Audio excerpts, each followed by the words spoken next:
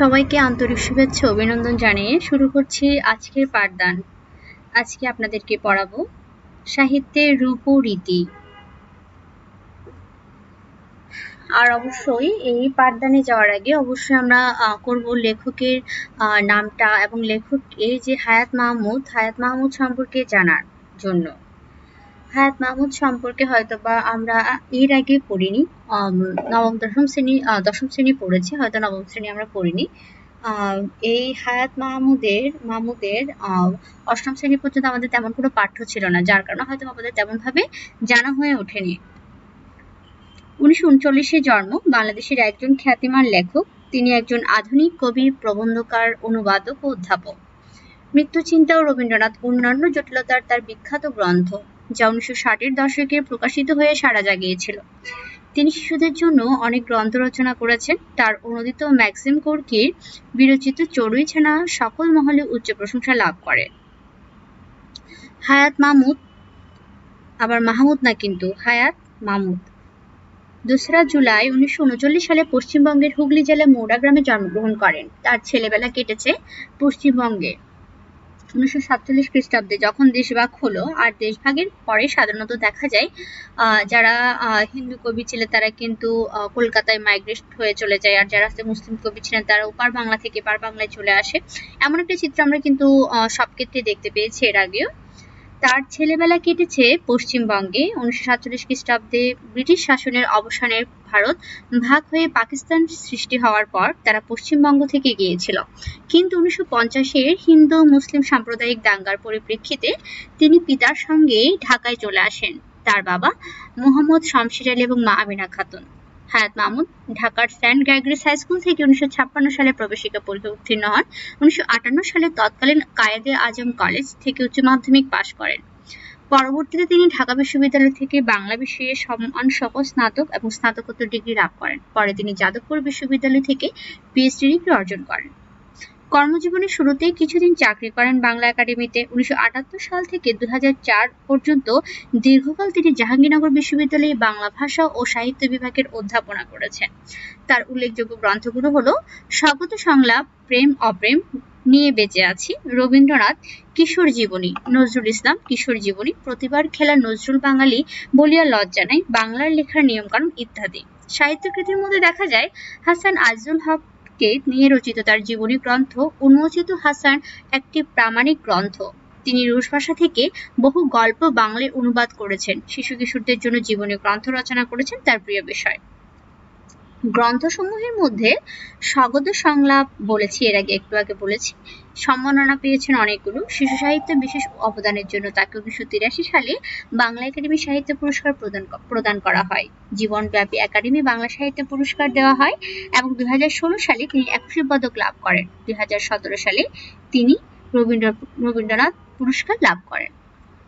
এই যে সাহিত্যের ক্ষেত্রে যে তাৎপর্যপূর্ণ অবদানের জন্য বাংলা একাডেমি পুরস্কারও তিনি কিন্তু ভূষিত হয়েছেন, এটা আমরা একটু আগে জানতে পারলাম। তাইলে হায়াত মাহমুদ সম্পর্কে আমরা যা জানলাম তার সম্পর্কে নিশ্চয়ই আপনারা আপনাদের বোধগম্য হয়েছে, আপনারা জানতে পেরেছেন হায়াত মাহমুদ কোথায় বেড়ে ওঠা বা কোথায় পড়াশোনা, কি নিয়ে কাজ করেছেন, তার সাহিত্যগুলো ঠিক কিরকম। আমরা আজকে জানবো সাহিত্যের রূপরীতি। মানে আপনারা ছোটবেলা থেকে একটা ধারার মধ্য দিয়ে, বিশেষ করে প্রথম তো আপনাদের মুখে শোনানো হতো ছড়া, এই যে আমরা সাধারণত ইংরেজিতে রাইমস বলি, এই ছড়াগুলো শুনে শুনে আমরা বড় হয়েছি। ওই দেখা যায় তালগাছ, হাট্টিমাটিম টিপ, এই সব ছড়া শুনে শুনে সাধারণত আমরা বড় হয়েছি। এই সাহিত্যের ধারা কত ধরন এবং সাহিত্যের পরিধিটা কিরকম সেটা সম্পর্কে আমরা জানবো হায়াত মাহমুদের এই ছোট্ট একটা প্রবন্ধে। ছোট অংশ করেই জানবো, প্রত্যেকটা বিষয় সম্পর্কে ছোট ছোট পয়েন্ট আকারে দেওয়া হয়েছে এবং হয়তোবা আমি বলার ক্ষেত্রে আরো অনেক বেশি বোঝানোর চেষ্টা করব। এক্ষেত্রে আমি হয়তো পুরো অংশটা পড়াতে পারবো না, হয়তোবা দুটো বিষয় আমি আলোচনা করব আজকে। সাহিত্য বিশাল পরিধির একটি বিষয়। আমরা সামগ্রিকভাবে সাহিত্য বলি বটে, কিন্তু বিচারের সময়ে বলি পদ্য, গদ্য কিংবা গল্প, উপন্যাস, কবিতা, নাটক ইত্যাদি স্বতন্ত্রভাবে ব্যাখ্যা বিশ্লেষণ করে হৃদয়ঙ্গম করি। সার্বিকভাবে সাহিত্যের রূপ বলতে আমরা সাহিত্যের বিভিন্ন শাখা বুঝে থাকি, যেমন কবিতা, মহাকাব্য, নাটক, কাব্যনাট্য, ছোট গল্প, উপন্যাস, রম্য রচনা ইত্যাদি। আর রীতি হলো ওই শাখাগুলো কিভাবে নির্মিত হয়েছে সে বিষয়ে পর্যবেক্ষণ ও আলোচনা করা। এই তো। তাহলে সাহিত্য যদি একটি বিশাল বিষয় হয়ে থাকে, তাহলে ছোট ছোট অংশ হিসেবে সেটা কিন্তু আমরা বলে থাকি যে গদ্য আছে, পদ্য আছে, উপন্যাস আছে, নাটক আছে। কিন্তু এগুলোর যে কত শাখা প্রশাখা আছে সেটা কিন্তু হয়তোবা আমরা এখনো জানি না। তাই সেটা জানানোর জন্যই সাহিত্যের উপর ইতি প্রবন্ধে হায়াত মাহমুদ লিখেছেন আপনাদের সুবিধার্থে। কোনটা ঠিক কোন অংশে গিয়ে পড়ে। ছোটবেলায় বলেছি আমরা ছড়া পড়ে বড় হয়েছি, এরপর টুকটাক গল্প পড়ছি, ছোট গল্প তো এসেছে আরো অনেক পরে, গল্প পড়ছি। তারপর হচ্ছে আস্তে আস্তে আমরা প্রবন্ধ পড়ার চেষ্টা করছি। একটু একটু বড় হতে হতে আমাদের এই যে সাহিত্যের ছোট ছোট অংশ বা সাহিত্যের বড় বড় অংশের ছোট অংশ আমাদের যে পাঠ্য বইগুলোতে সংযোজন করা হচ্ছে। এভাবেই আমরা সাধারণত আমাদের এই জানার থলিগুলো আস্তে আস্তে পূর্ণ হচ্ছে। এই তো। আমরা প্রথমেই জানবো কবিতা। সাধারণত বিশ্ব সাহিত্যের দরবারে বা বিশ্ব সাহিত্যের অংশ হিসেবে আমরা দেখতে গেলে দেখতে পাই নাটক হচ্ছে বিশ্ব সাহিত্যের সবচেয়ে প্রাচীন সাহিত্য, কিন্তু বাংলা সাহিত্যে কিন্তু সেটা না। বাংলা সাহিত্য যেটাকে বলি আমরা বাংলা সাহিত্যের যুগ তিনটা যুগ নির্ভর, সেই যুগ নির্ভর কিন্তু 650 থেকে বর্তমান অবধি পর্যন্ত, যদিও সেটাকে তিনটা ভাগ করা হয়েছে। 650 থেকে 1200 অব্দ পর্যন্ত, 1200 পর্যন্ত আমরা জানি কি যুগ, প্রাচীন যুগ।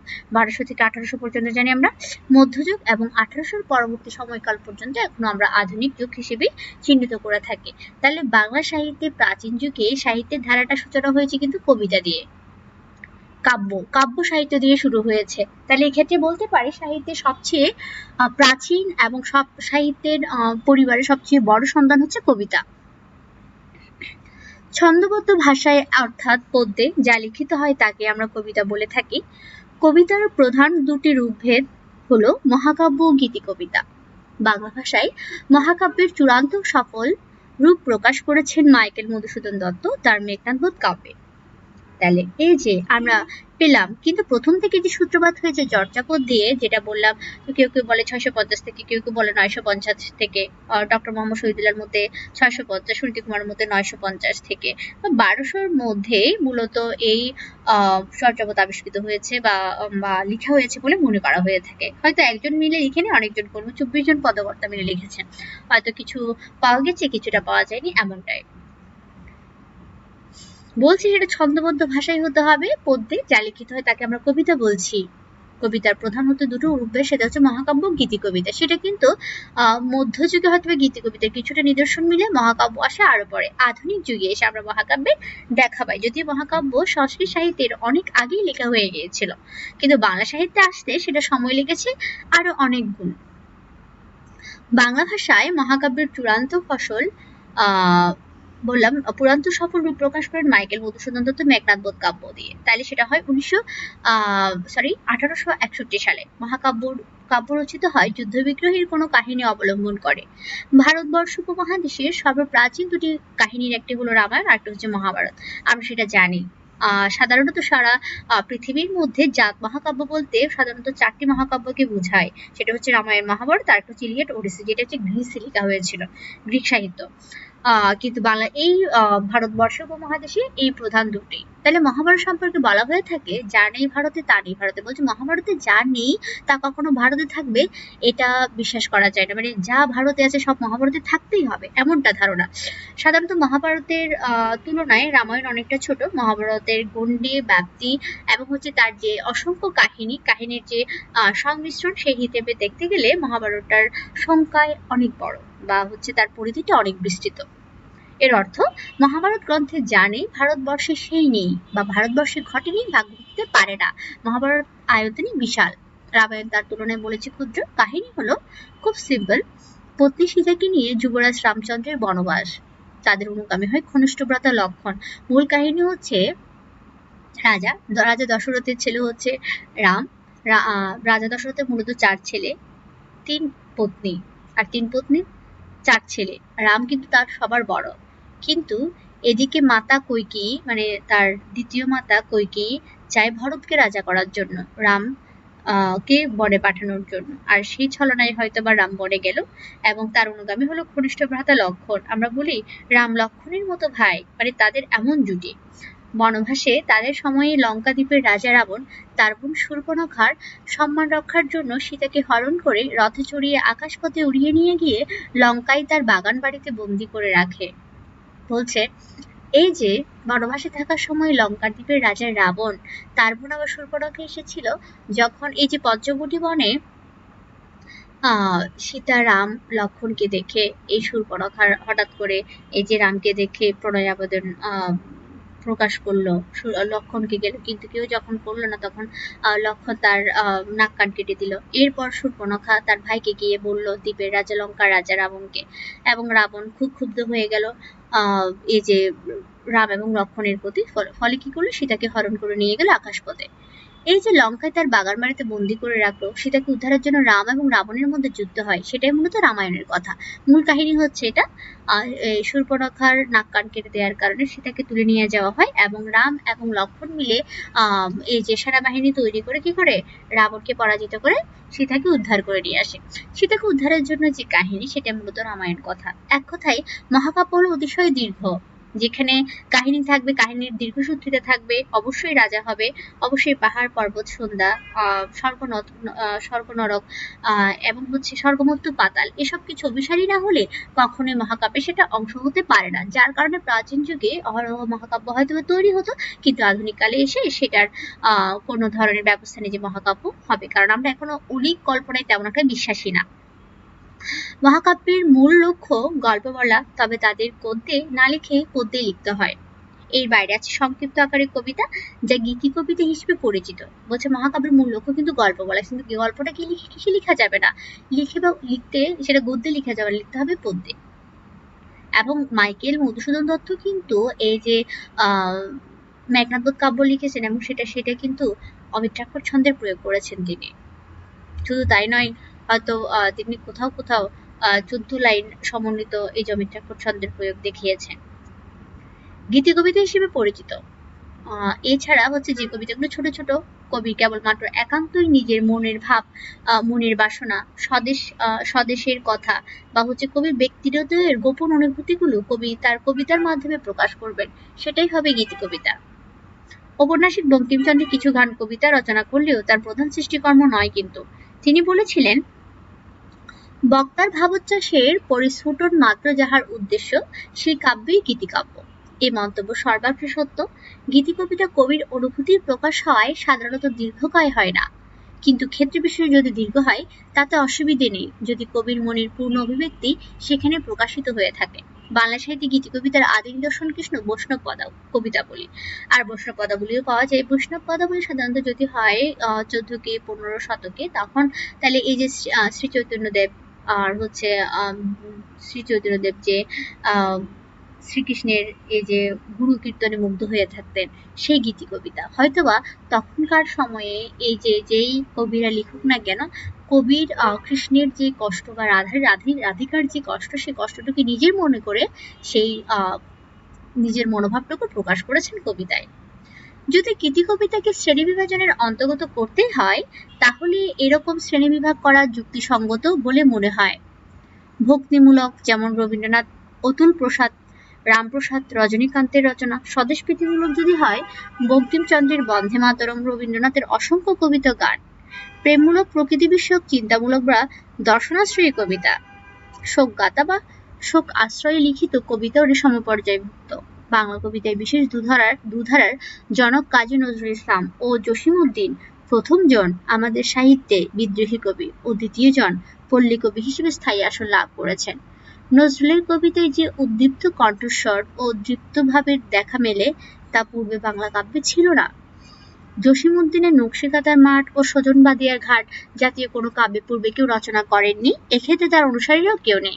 বলছে শুধু তা নয়, শুধুমাত্র মহাকাব্য বা গীতিকাব্যে এখন আটকে নেই, নিজস্ব একটা ধারা তৈরি করেছেন অনেকেই। তার মধ্যে আমরা দেখতে পাই দুটো ধারা, কাজী নজরুল, যিনি যে বিদ্রোহী কবি হিসেবে, এবং তার একটা ধরন তিনি তৈরি করে গেলেছেন, এবং প্রতিটা কবিতায় যেন বিদ্রোহীর ভাবটি প্রকাশ পেয়েছে তার কবিতার মধ্য দিয়ে।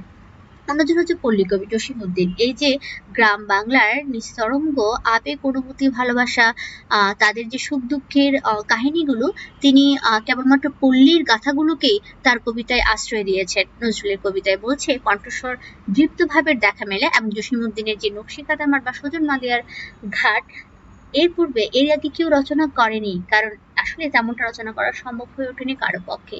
যে কবিতায়, যেই কাব্যগুলোতে রসিকতার মার্জন, সুজন বাদিয়ার ঘাট, যেখানে জীবনের একেবারে গ্রাম্য বা পল্লী জীবনের সুখ দুঃখের গাথা যেভাবে ব্যক্তিত হয়েছে, আসলে এর আগে কেউ তেমনভাবে রচনা করতে পারেনি বা সেই নিদর্শন দেখাতে সম্ভব হয়নি। গেল হচ্ছে কবিতা। কবিতা যেতে বা এই যে কাব্য শাখাটা ধরে রেখেছিল প্রায় দুটো যুগ। সেটা হচ্ছে প্রাচীন যুগ, একেবারে 650 থেকে 1200 থেকে 1800 অব্দি পর্যন্ত কিন্তু কেবলমাত্র এই যে কাব্য সাহিত্যে থেকে যায়। হয়তোবা সেটা এই যে চর্যাপদ, বৈষ্ণব পদাবলী, শ্রীকৃষ্ণ কীর্তন হচ্ছে মধ্যযুগের যে পদাবলী, অথবা হচ্ছে কিছু মঙ্গল কাব্য দেখতে পাই, কিছু প্রণয়োপাখ্যান দেখতে পাই। এছাড়া আরো এই যে মাঝখান দিয়ে এই যে কিছু শায়ের বা কবিওলা এরাও রচনা করেছেন কিছু, কিন্তু গদ্যে লিখার প্রচলন তখনও আসেনি। আধুনিক যুগ শুরু বাংলা সাহিত্যে 1800 সাল থেকে।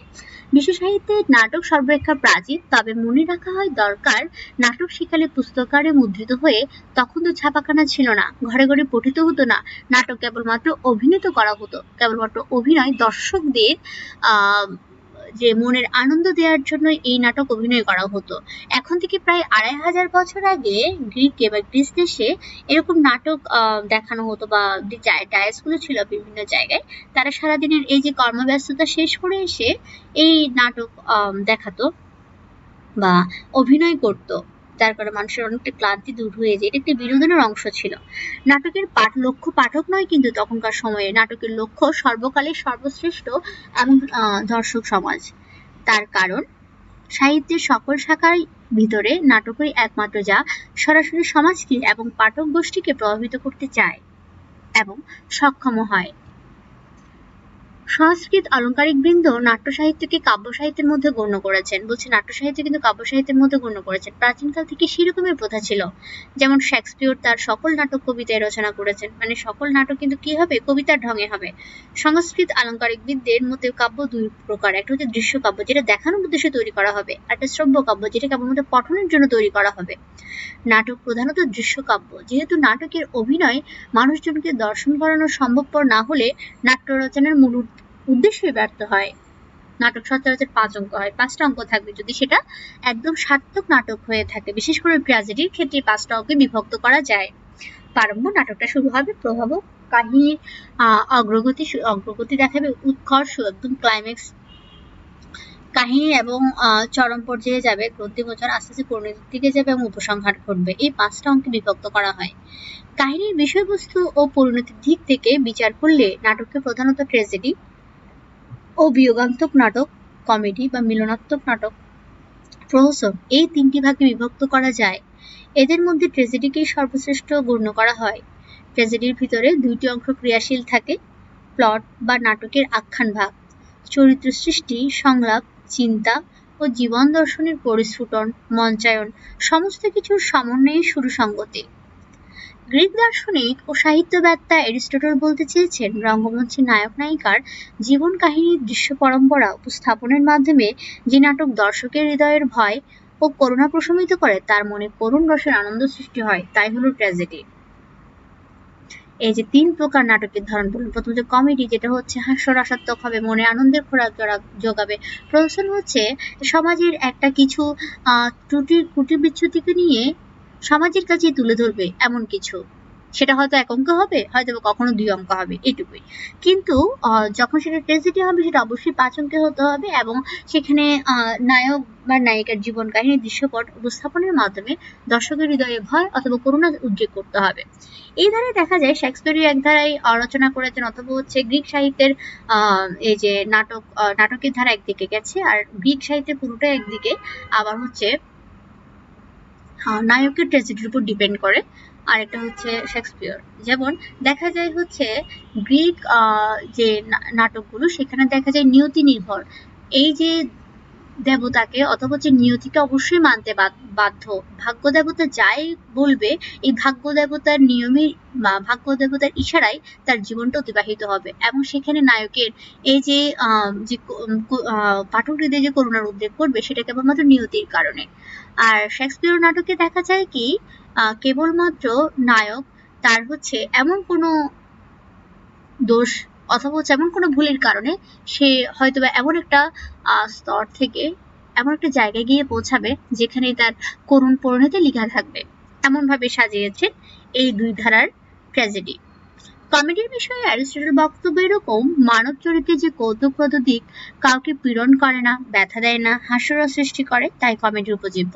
এই কৌতুকের জন্ম ইচ্ছার সঙ্গে বাস্তব অবস্থার আকাঙ্ক্ষার সঙ্গে প্রাপ্তিযোগের উদ্দেশ্যের সঙ্গে উপায়ের বা কথার সঙ্গে কাজের অসঙ্গতির মধ্যে। কমেডি আমাদের মানব সুলভ ত্রুটি বিচ্যুতি ও নির্বুদ্ধিতার পরিণাম প্রদর্শন করে, অসমান দুর্বলতার হাত থেকে মুক্তি দিয়ে আমাদেরকে সুস্থ ও স্বাভাবিক করে তোলে। শ্রেণীবিন্যাসের বিবেচনায় নাটককে বহু শ্রেণীতে বিভক্ত করা সম্ভব, যেমন ধ্রুপদী বা ক্লাসিক্যাল নাটক, রোমান্টিক নাটক, ধরা যাক কাব্যধর্মী নাটক, সামাজিক নাটক, চক্রান্তমূলক নাটক, ঐতিহাসিক নাটক, পৌরাণিক নাটক, প্রহসন। এসব ব্যতিরিক্ত হতে পারে গীতিনাট্য, নৃত্যনাট্য, চরিত্র নাটক, উপন্যাসের নাট্যরূপ, সাংকেতিক নাটক, সমস্যা প্রধান নাটক, একাঙ্কিকা ইত্যাদি। ট্র্যাজেডি ও কমেডি মোটা দাগে এই দুই বিভাজন তো রয়েছে।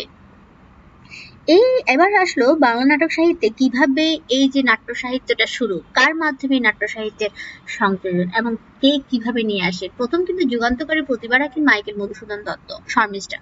এই শর্মিষ্ঠা কিন্তু ট্র্যাজেডিও 1860 সালে এবং দীনবন্ধু মিত্র। মাইকেলের লেখনীতে সর্বপ্রথম ট্র্যাজেডি, কমেডি এবং প্রহসন বাংলা ভাষায় সৃষ্টি হয়। তারপর দীনবন্ধু আবির্ভূত হয় সামাজিক নাটক নিয়ে, তার নীল দর্পণ, নীল চাষীদের এই যে করুণ বা দুর্দশাগ্রস্ত জীবন নিয়ে লেখা শ্রেষ্ঠ উদাহরণ। পরবর্তী সময়ে গিরিশচন্দ্র ঘোষ একই সঙ্গে নাট্যকার ও অভিনেতা ছিলেন। তিনি পৌরাণিক নাটক জনা, বুদ্ধদেব, ঐতিহাসিক নাটক কালাপাহাড়, সামাজিক নাটক প্রফুল্ল ইত্যাদি রচনা করেছেন। এরপর দ্বিজেন্দ্রলাল রায়ের ঐতিহাসিক নাটক চন্দ্রগুপ্ত এবং শাহজাহান, এছাড়াও নূরজাহান আছে, বাঙালি দর্শকের হৃদয় জয় করে নেয়। তার সমসাময়িকগণের মধ্যে অমৃতলাল বসু, ক্ষীরোদ বিদ্যাবিনোদ উল্লেখযোগ্য। আর তারপরেই আবির্ভাব কবি রবীন্দ্রনাথ ঠাকুর, যিনি বাংলা নাটকের মোড়টাই ঘুরিয়ে দিয়েছেন। একটা নাটকের ধরন কত ধরনের হতে পারে তিনি তা দেখিয়েছেন। রক্তকরবী যেমন হচ্ছে প্রতীকীধর্মী নাটক, ডাকঘর, অনুপ্রতন প্রতীকধর্মী নাটক হিসেবে বাংলা সাহিত্যে কালজয়ী রূপ হয়েছে। মানে এই ধারার সাধারণত নাটক এটাকে আর কেউ রচনা করেননি, তাই তিনি বাংলা নাটকের পুরোটাই ধরনটাই পরিবর্তন করে দিয়েছেন। তাহলে আমরা কবিতার প্রাচীন যুগে পেলেও একেবারে নাটকটা বিশ্ব সাহিত্যে প্রথম দিকে হলো আমরা সেটা পেয়েছি আধুনিক যুগে এসে, এবং কার হাত ধরে? মাইকেলের হাত ধরে। আজকে এতটুকুই থাকলো, আশা করছি আগামী ক্লাসে পুরোটা শেষ করব। আপনাদের এই বিষয়ে কোনো যদি প্রশ্ন থেকে থাকে অবশ্যই আমাকে জানাবেন, সেটা হোয়াটসঅ্যাপে অথবা কমেন্টে। ধন্যবাদ সবাইকে।